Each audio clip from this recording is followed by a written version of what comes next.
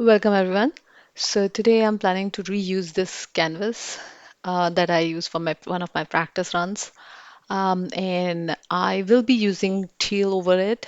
And so I'm sure this can work because this teal is an opaque color and I hope it won't show up in my final piece. But again, this time what I will be using is kind of Dutch pour, but with mouth blow technique, or by using straw to blow out some flowers. And these are the colors that I will be using. To keep the video short, I'm not showing them here, but I will list them all in the description below. This is beautiful copper, as you can see. But I will let you watch the entire video and I will mention all the colors that I will be using today in this video. So I hope you like the final piece and do let me know in comments how do you like it, and I'll wait for your comments.